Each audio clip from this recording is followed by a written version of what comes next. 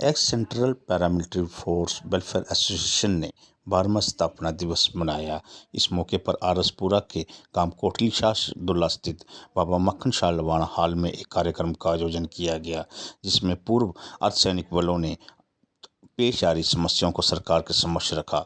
इस मौके पर फोर्स एसोसिएशन के महासचिव दर्शन भगत ने अपने विचार प्रकट किए और आह्वान किया गया कि वह इस समस्या के समाधान के लिए सभी एकजुट होकर सरकार पर दबाव बनाएं।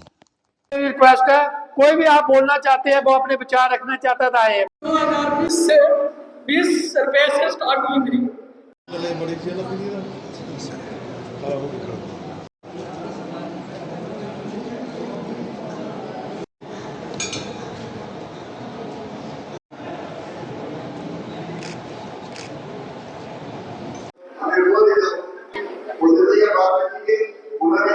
की बात आती है जहाँ एकजुटता होती है, चाहे वो परिवार की बात हो, संगठन की बात हो या किसी संप्रदाय की बात हो, वही तरक्की करता है जहाँ एकजुटता होती है। तो जो एक हमारी छोटी जॉब कर रहे हैं, जो हमारा काम करता है, वो हमें एक एनुअल डे बनाते हैं x central paramilitary force welfare association Jammu and Kashmir का, जिसके बीच हमारे ऑल इंडिया से गेस्ट आते हैं, जैसे पंजाब एसोसिएशन के प्रेसिडेंट और हिमाचल से हमारे बीके शर्मा डीआईजी और उनके साथी आए हुए हैं सारे। और जो हमारी हाईलाइट प्रॉब्लम्स ये है, हमें 12 साल हो गए लड़ाई लड़ते हुए।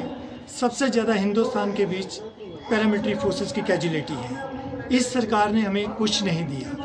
पेंशनें देखो, हर एक चीज़ देखो, बिल्कुल बैकफुट पे पैरामिलिट्री फोर्सेस को धकेला है और वादे करके मुनकर गए हैं। जीएसटी देखो, पूरे हिंदुस्तान से ज़्यादा जम्मू कश्मीर के पीछे लगाई हुई है। और दूसरा एक्साइज ड्यूटी, जहाँ जम्मू पूरे हिंदुस्तान के बाद जितनी हमारी ड्यूटीज़ हैं वहाँ एक्साइज ड्यूटी नहीं होती है, और जम्मू कश्मीर के बीच एक्साइज ड्यूटी एक बॉटल के पीछे 250 रुपया, किसी के पीछे 300 रुपया लगाया हुआ है। ये पैरामिलिट्री फोर्सेस के साथ बड़ी अनदेखी की जा रही है।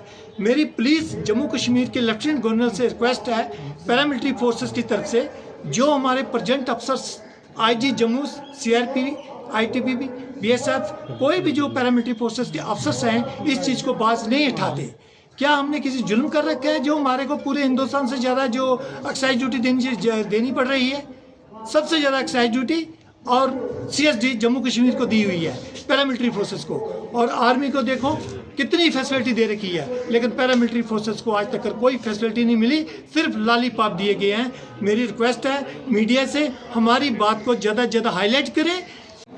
हमारी जो यहाँ पर कन्वेंशन हो रही है, ये ऑल इंडिया पैरामिलिट्री संघ के बैनर के तले हो रही है, और हम सभी forces, arm forces of the union में जो पैरामिलिट्री फोर्सेज आती हैं, BSF, SSB, ITBP, CRPF, CISF, सभी तमाम लोग यहाँ पर एकजुट होकर इकट्ठे हुए हैं। आज हमारी इस कन्वेंशन का मतलब सरकार के सामने कुछ मुख्य डिमांड्स को रखना है, जैसे कि हमको पहचान नहीं, सबसे पहले पैरामिलिट्री फोर्सेस को पहचान नहीं। कभी पैरामिलिट्री कहते हैं, कभी सीएपीएफ कहते हैं, कभी कुछ कहते हैं, कभी उसको सिविलियन में ले आते हैं, कभी उसको फोर्सेस में ले जाते हैं। आज तक गवर्नमेंट समझ नहीं पाई कि वो हमारे बारे में क्या चाहती है, क्या कहना चाहती है। दूसरी बात, कोई सिस्टम हमारे लिए इन प्लेस नहीं है, कोई अर्धसैनिक कल्याण बोर्ड हमारे लिए इन प्लेस नहीं है।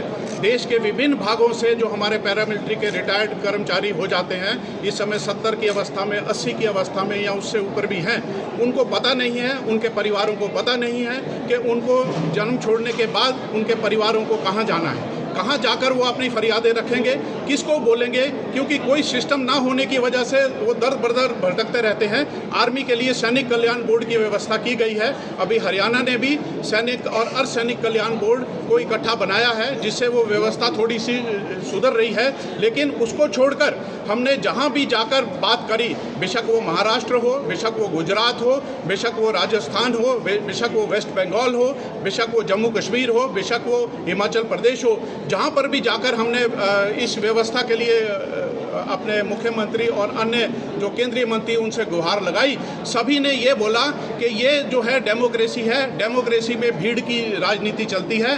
दिन का जो कन्वेंशन रखा है सेंट्रल पैरामिलिट्री फोर्सेस के द्वारा, मैं धन्यवाद करता हूं दर्शन जी का और उनकी पूरी टीम का, जिन्होंने एक मजबूत एसोसिएशन बनाई है। क्योंकि जैसे आप देखते हैं हमारे जो पैरामिलिट्री फोर्सेस के जो जवान हैं वो बराबर काम कर रहे हैं आर्मी के साथ।